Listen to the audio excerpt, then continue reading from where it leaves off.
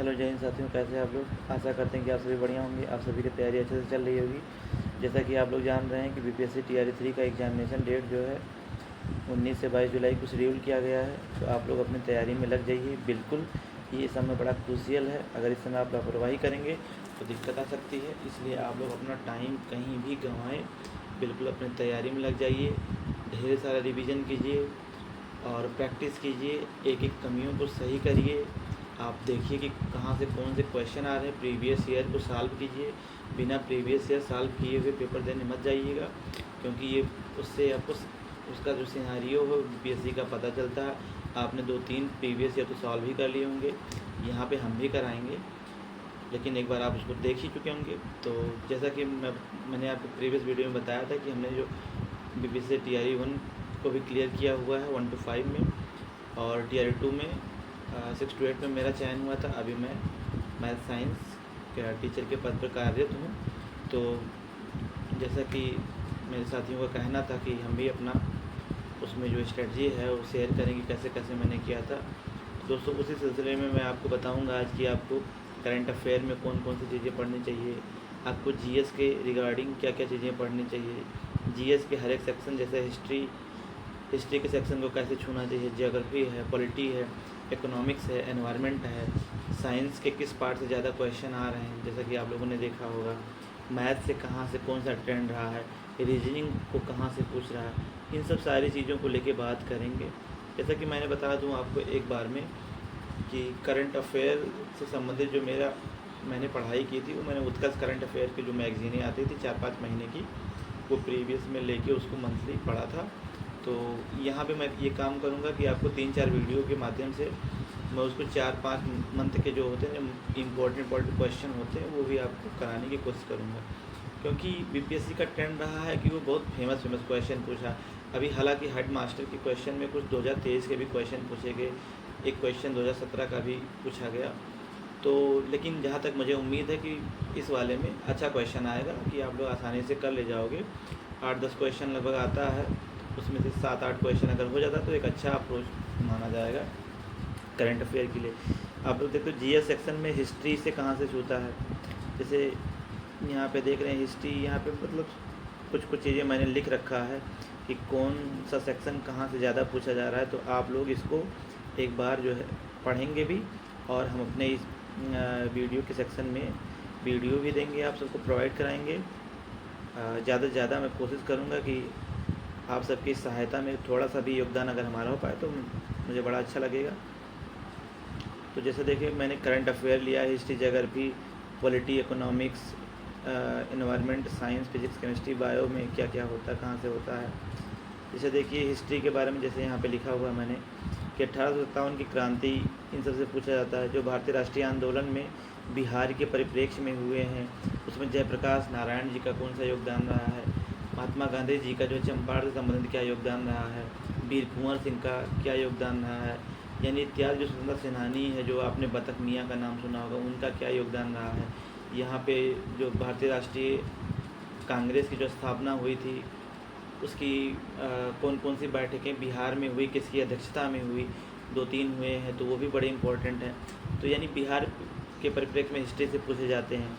आप लोग देखते हैं अभी हाल फिलहाल में इलेक्शन हुआ है जहाँ की पार्लियामेंट से संबंधित जो आर्टिकल हैं वो भी बड़े इम्पोर्टेंट रहेंगे। प्रेसिडेंट प्रोटेम स्पीकर के कौन कौन से क्या होते हैं, जॉइंट सेटिंग क्या होता है कि इसमें लोकसभा अध्यक्ष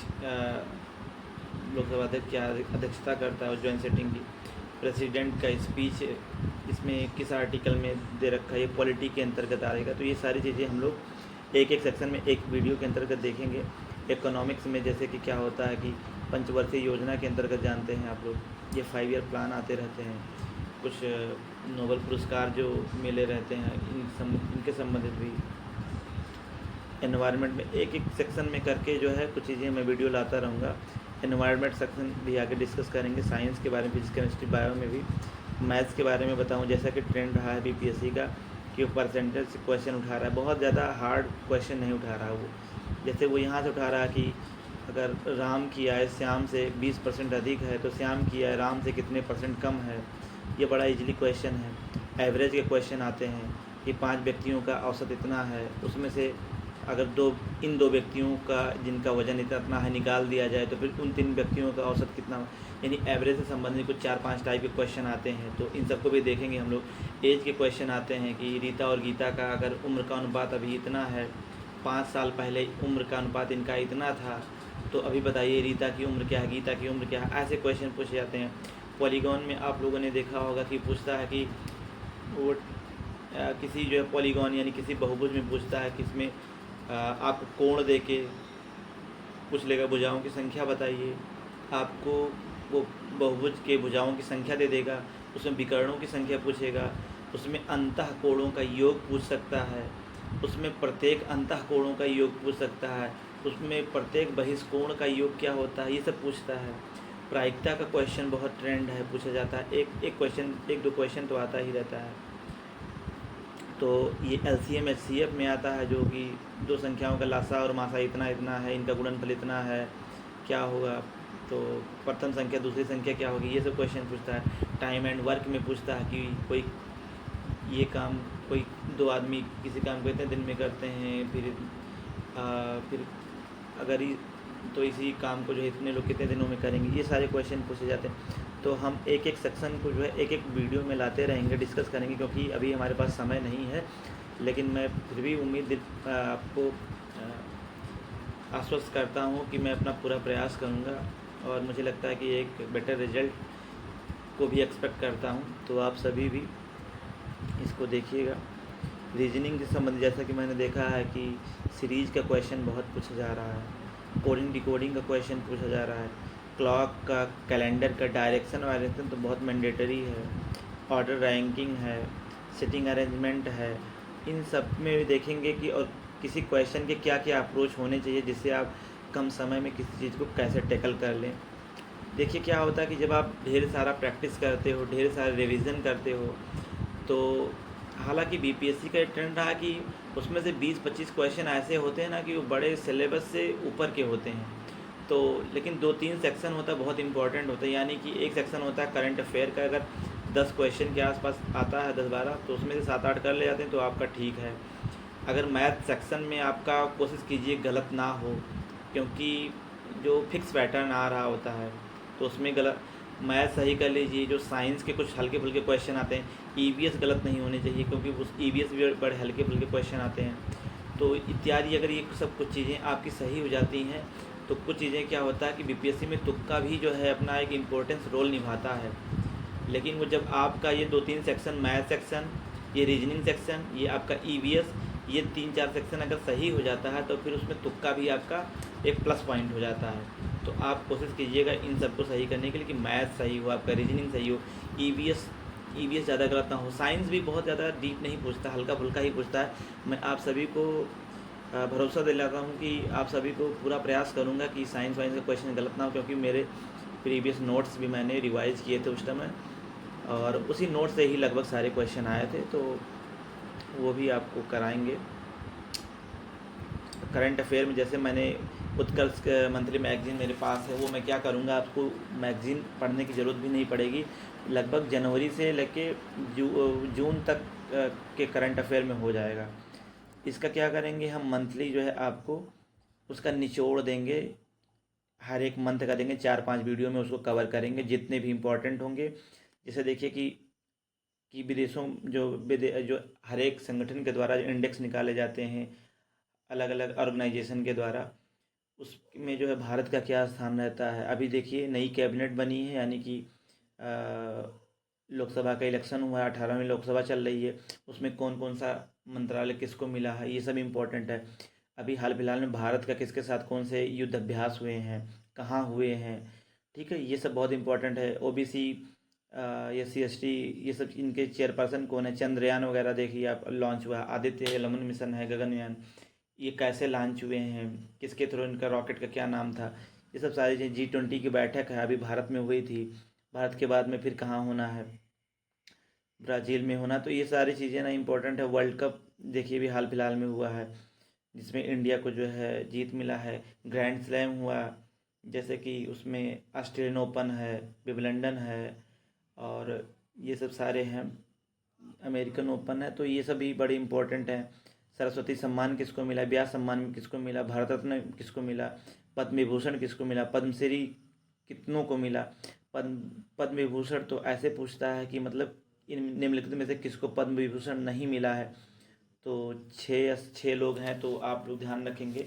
ये सब मेन टॉपिक हैं कि आप इन पे फोकस कर सकते हैं अभी फ़िलहाल।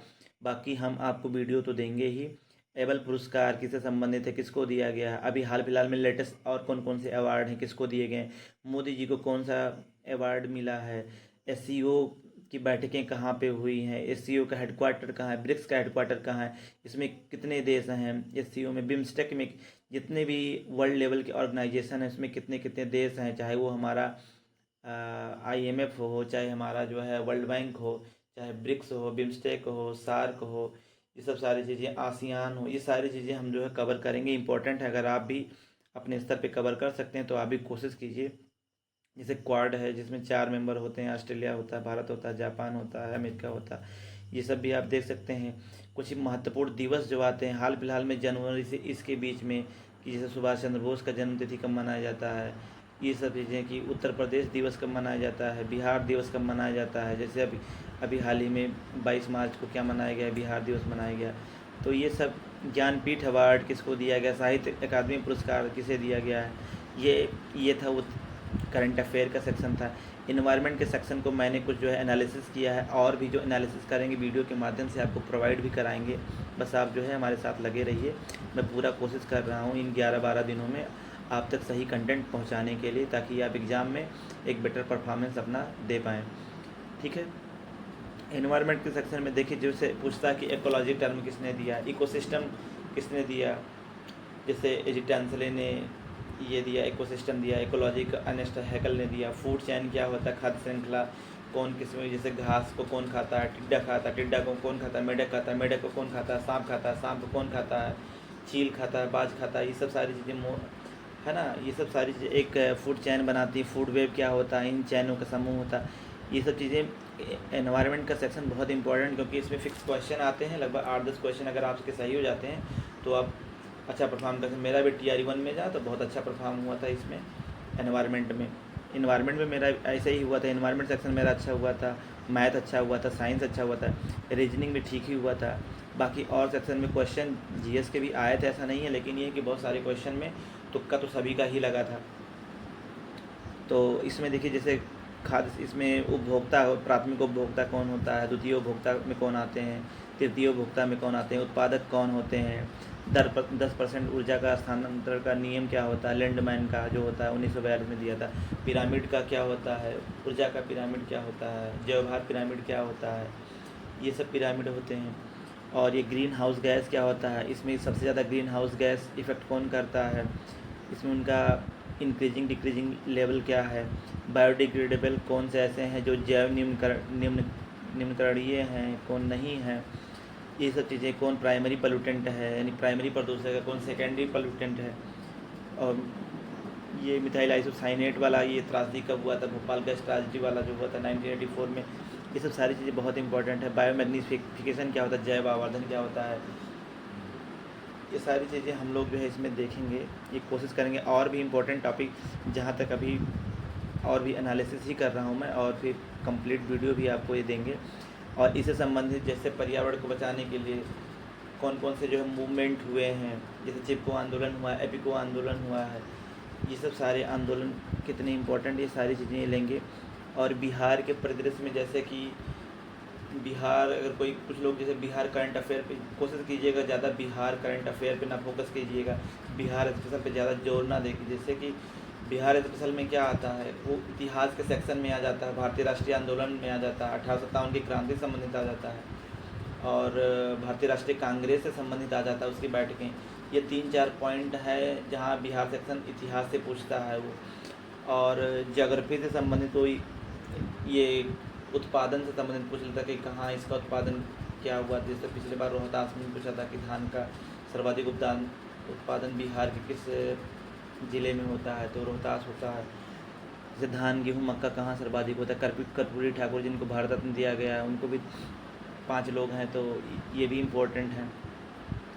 और जैसे कि आप लोग जानते हैं अभी नीतीश जी का यहाँ पे बिहार में बीजेपी से गठबंधन के बाद में ये भी निकले हैं, तो इनकी भी सीटें पूछ सकता है कि ये किस पार्टी से हैं, जेडीयू से हैं, इनको कितनी सीटें मिली हैं, और चिराग पासवान किस सीट से हैं, इनको कौन सा मंत्रालय दिया गया है। बिहार के परिप्रेक्ष्य में इम्पोर्टेंट है, क्योंकि इनके पिताजी पहले थे रामविलास पासवान जी, अब इनको उपभोक्ता मंत्रालय दिया गया है।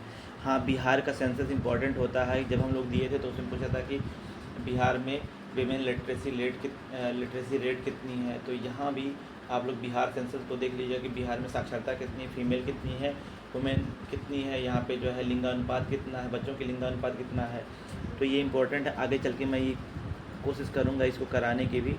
तो ये कुछ सेक्शन है कि ये इम्पोर्टेंट थे जिनको मैंने आप सभी के सामने शेयर किया, तो आप लोग कोशिश कीजिएगा इनको देखने के लिए।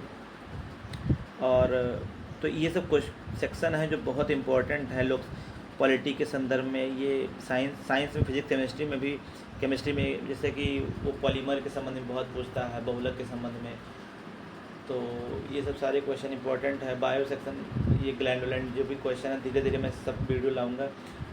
अब मेरा कल से ही वीडियो आना शुरू हो जाएगा। कोशिश करूँगा ईवीएस को कल ही फिनिश ख़त्म करूँ 1 या 2 क्लास में। तो तब तक के लिए आप लोग सीरियस रहिए, भटकिए नहीं, जो भी आप पढ़े हों वो रिवाइज कीजिए। और मुझे लगता है कि जैसा कि जब ये मैं वीडियो शेयर करूँगा तो इसमें से मैक्सिमम क्वेश्चन आप जानते होंगे, लेकिन ये होगा कि आपका एक बार रिवीजन हो जाएगा, और अगर कुछ क्वेश्चन को अगर आप छोड़ रहे होगे तो वो भी आपका कवर अप हो जाएगा। तो आप इस वीडियो को देखिएगा, अपना ध्यान रखिएगा, खुश रहिएगा। इस समय क्या कहिए, टाइम से खाना खाइए, अच्छी नींद लीजिए और खूब पढ़ाई कीजिए। ये रामबाण है, और खूब रिवीजन कीजिए और एक एक पॉइंट को नोट कीजिए और पढ़िए ध्यान से। और मुझे लगता है कि आपकी एक सीट जो है पक्की होगी। ठीक है, तब तक के लिए नमस्कार, अपना ध्यान रखिएगा। नेक्स्ट वीडियो जल्द ही आएगा, तब तक के लिए धन्यवाद। जय हिंद।